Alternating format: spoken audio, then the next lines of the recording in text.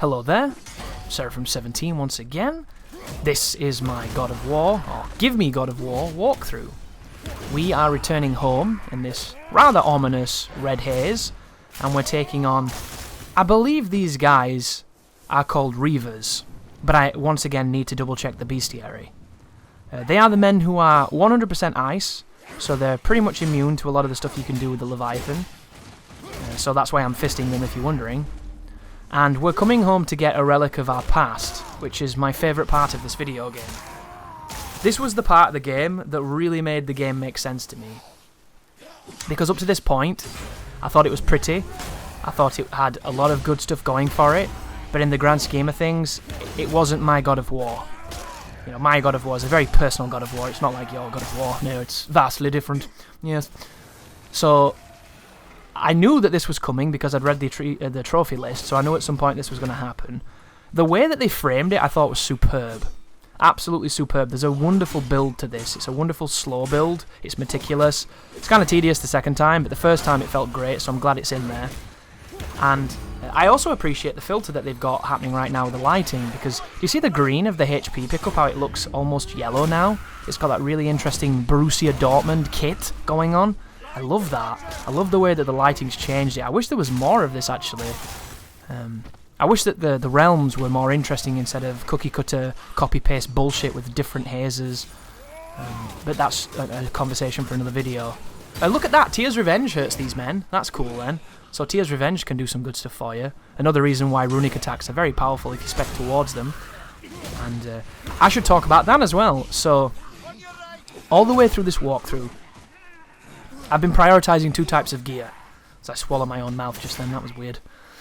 The first one is for strength, because I want my physical attacks to do as much damage as I can, but I've come to the realisation, having played this game quite a lot now, that I'm never going to be happy with how much strength I get, and how much that strength correlates into actual damage in the game. Strength is never going to be the go-to overpowered stat because it's not overpowered. It's a little bit too balanced in the grand scheme of the game. It's never going to give you the results that I'm going for. I'm wanting red tier stone, power within, nuclear, wrath of gods. That's what I'm looking for. But I'm not going to get that. However, runic is. Runic is the strength that I'm looking for, even though it's tied to abilities that are not my favourite things to use. And because this is kind of a practice run for a more difficult run, getting used to spamming runic attacks and alternating between 4 of them, which we'll be able to do once we get this new weapon, is a very effective strategy, because if you have your cooldown really high, and if you have your runic really high, you will take off chunks of damage unlike any you've ever seen. But once again, if you're not using runic attacks, which is what I'm not going to be doing in my next run, then that's worthless to me, right? But it's undeniably the strongest way to play. Because the runic statistic, not only does it increase the damage of your runic attacks, but it increases your elemental damage, and both of your weapons are elemental. The Leviathan is ice, the Blades of Chaos are fire. And in the sequence coming up, speaking of, here are the blades. I can't even begin to tell you just the sweet joy of using these blades in this game. And it's this interesting thing, which I'm going to talk about once I finish that tangent. But speccing towards runic is really going to be helpful, because the Blades of Chaos don't conventionally get that much strength. They're a runic attack because they're based off of fire, and I'm not entirely certain of the scaling because I don't really know the RPG systems that well just yet, and there's not really been any hard evidence online of anybody testing it. But every hit you do with this builds fire, it builds immolation, which is signified by that circular blade emblem down on the bottom left near my HP. Every hit I do will cast fire on people, and the fire will injure them and occasionally stun them and make them flinch. So it's a very, very damaging reward for hitting people and not getting hit. And I just got hit, and I lost all of my immolation, and that's how that mechanic works. And then you build it back up, and so on and so forth. This is a pretty long fight, this, guys. There's a lot of enemies, so the better strategy here, instead of taking them on like I'm doing, just Machiavellian getting stuck in, you can bait them towards a bit of a choke point, and then just use the bouncing attack of the triangle, triangle, triangle, or the R2, R2, R2, which is this game's equivalent of Plume of Prometheus. And then you can get them all just bouncing on the spot, and you're not in any trouble. But I just wanted to get stuck in and do some running attacks and, slash some people and just kind of demonstrate, you can use a super cool weapon in this game that's not that stupid axe. Which, you might not be thinking that, because you might love the axe, but I think the axe is kind of crappy. once again, I'm a God of War fan. I'm not a Xena Warrior Princess fan. Even though Xena was pretty damn god tier, it must be said. So I've been specialising on 2 pieces of armour behind the scenes, what you've not seen. I've been stockpiling anything that's got high strength, so that when I use the Leviathan axe, my axe can do some good damage. And then when I'm using the Blades of Chaos, you might notice that Kratos is wearing a different piece of armour. He has these weird yellow, almost snake-like sleeves. This armour 100% specialises in runic damage. So when I use the Blade of Chaos, I swap my outfit out for my runic setup to give it that extra kick and that extra oomph and everything. And that's pretty much what I'm going to be doing whenever I swap between weapons on any fights that need it. That was interesting. Why the hell did it not grab it? Oh, it's because he's an elite. That's why. That's a mistake on my part. So if you're wondering the differences once again when enemies power up for the blades, much like the Leviathan, a lot of the properties that you would get from certain moves do not proc. So do not try to grab powered up enemies because it won't do it. I think it still works in the air, but don't quote me on that. But yeah, now we have the Blades of Chaos, and the blades are really, really good. They're really, really good at crowds, because they have fantastic crowd control, they've got great range, and any attack that hits the ground and makes that noise is going to prop people into the air. And when you prop them into the air, if you do the axe throw with the blades, he will grab them like Scorpion and rang them into the ground, and oftentimes they explode when you do that. And it leads to some really powerful setups that can make you nigh on invincible. The grab, the Scorpion grab as I call it, when you use the blades, if you press attack afterwards, he will shoulder barge into them with the shield, and then you can immediately grab afterwards. So if you are in a big group of enemies who cannot block and cannot stop you from doing that, you can just rinse and repeat that move, and you are nigh invincible, cannot be damaged. There's like 1 or 2 frames as you're coming out of the animation where you can get caught, but it's so safe, it's crazy. And then on top of that, if you hold the axe throw button, and you press the right trigger, you will do a horizontal slash, which is really, really good at keeping enemies at bay and kind of keeping them all away from you while damaging them all evenly. So the blades, utility-wise, are the most useful weapon in the game in my opinion. The axe is great if you want to play like a massive bitch, but the blades are better if you want to play like an even bigger bitch, because this is that move, this is the 3 heavy attacks. Look at what it does to the enemies. They cannot move. It is bouncing them. It is vintage OG God of War crowd control, and I think that's why I adore it as much as I do, even though technically it's not as good. But because we're in Helheim now, the enemies are going to be really strong against the axe. That doesn't mean you can't use it. Things like the Executioner's Cleave and Tyr's Revenge are going to be very useful in this area, in spite of the fact that you're meant to traditionally use the blades. Helheim itself is not a difficult zone. It has another boss fight that could have been pretty interesting if it weren't for the fact that it's another copy-pasted troll, and unfortunately it's a troll that summons mobs because he's so fucking easy on himself, he needs help. And whenever you have a boss that needs enemies with him to be a difficult encounter, you know they fundamentally failed at designing an interesting boss fight. But break the Hellbramble, and then you're going to get introduced to these enemies, who, I call them Freakazoids, but that's not their name. So this enemy has 2 attacks.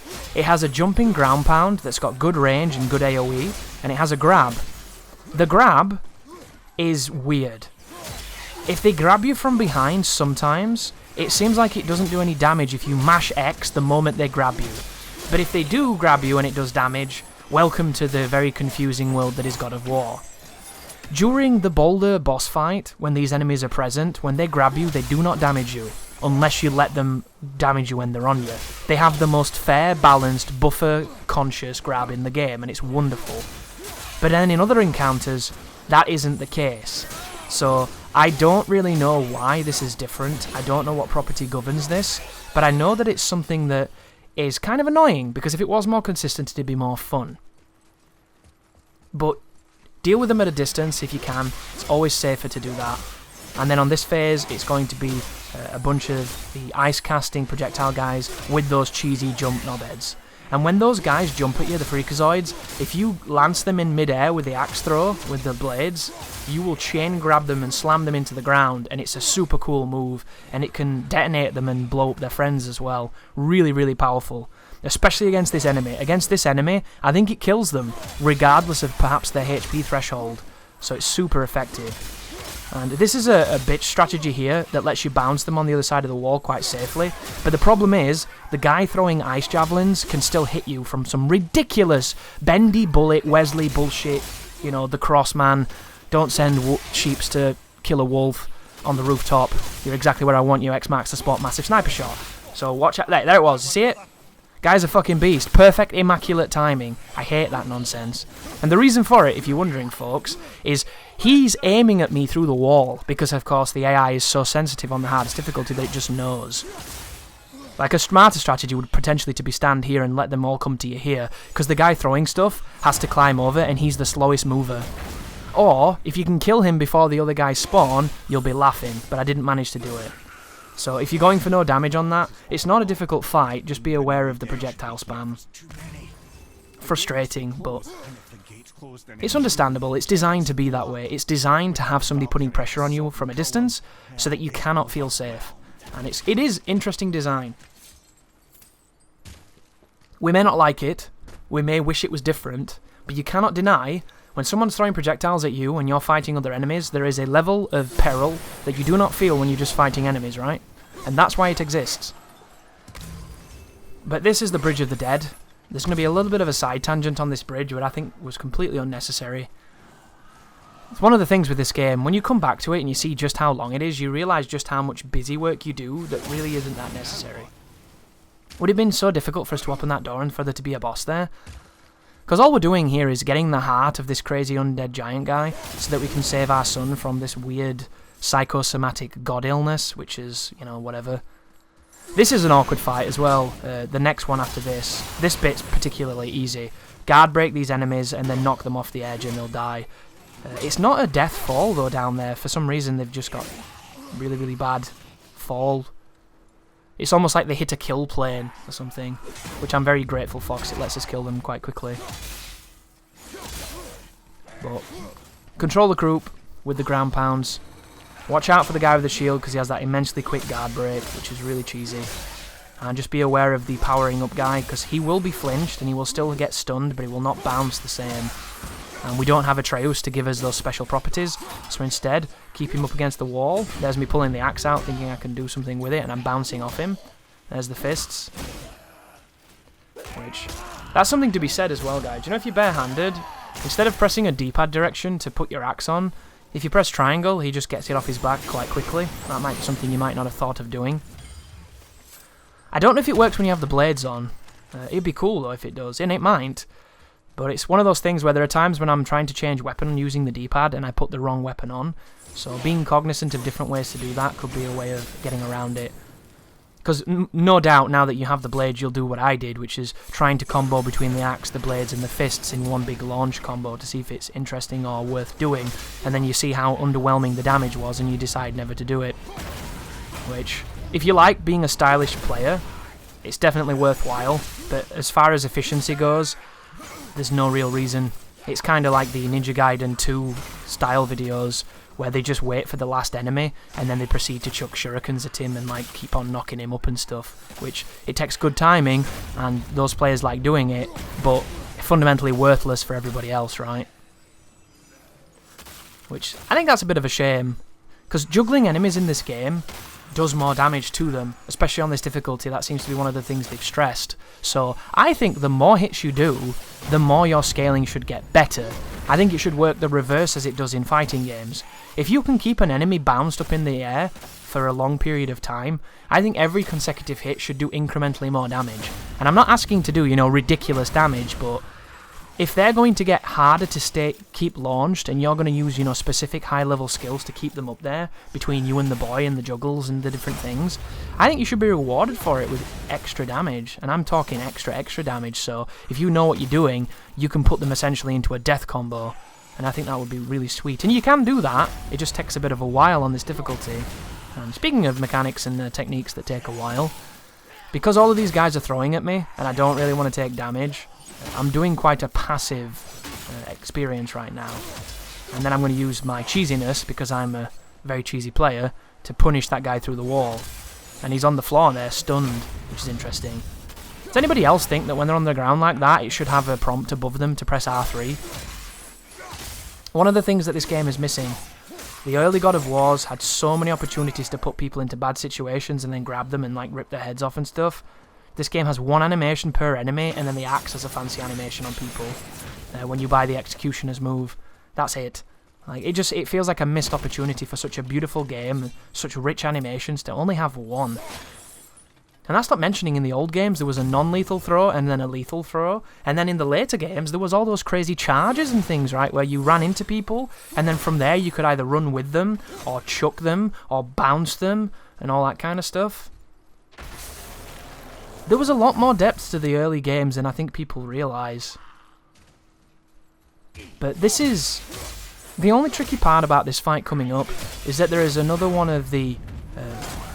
interesting. Another Reaver who can cast magic. And I don't think we're aware of this magic yet. This might be the first instance of seeing it outside of a side mission. Oh, by the way, guys, whenever you try and throw your axe or throw the chains at this guy, he has a programmed counter of a projectile on the ground that you just saw. The great part about it is it's completely blockable. But you need to be aware of it. Because if anything's going to hit you during these encounters, it's going to be that. So this guy here, see that? It's very similar to the Hamlet impression that the Traveller did. He pulls an icy core out of himself and holds it up, and then he walks intimidatingly forward. And then at any point, he can do a triple projectile, which is a ground projectile, completely blockable. And he's just a bit of a dick, you know? He just kind of mucks about, causes grief to people who don't need it. And when you combine it with this fella here, who's just been a bit of an arsehole with his unblockables and his AoEs and stuff, it leads to an awkward ensemble. Oh, he's on the ground again. Imagine if we could take him on. Oh, do you see the immolation burning him? There we go. He's dead. So, this guy. Level 6. Immune to the axe. Blocks it. Oh, and interesting. Another guy turned up. Are we going to Executioner's charge him? Another guy turned up. Alright. And the other guy is an elite. So we've got 2 people throwing projectiles now. And then we've got Mr. Big Stick. So this is a pretty long encounter, but fundamentally it's not so bad. That right there is scary. Do you see what happened? Whew. That was a good dodge. I don't know if I was mashing it. I don't think I was, because I didn't roll, which is kind of awesome. That means I timed it, but just let me know. Let me tell you right here, right now, the way the AI times coming out of animations to damage you is masterful. I've never played a game where the frame I am recovering and vulnerable after an invincible animation, that the enemy's attack lands exactly on that frame. This game is up there with SNK bosses. It's really crazy. They just have this beautiful knack for it. And that's why I keep pulling the axe out, if you're wondering, guys, because Tyr's Revenge is really good against these fellas. I don't have it upgraded, though, that's why it's not going very long. But I should be using the blade move, but I'm not for some reason.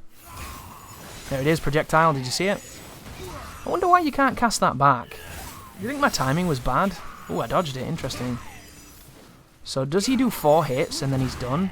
Yeah, 4 hits and then you get to attack him. And I'm going to use the Executioner's Cleave because it does the most damage, but even that is not good damage. There it is, there's his hard counter. Hard counter, does it every time. It's just like Azel in God Hand, or the Master. Oh, what's he called, that dude? Sensei, right? Whenever you guard break Sensei and he's not blocking, he will duck and counter every time. Azel likes to sweep. But he has numerous counters as well, because he's one of the most intricate bosses ever created.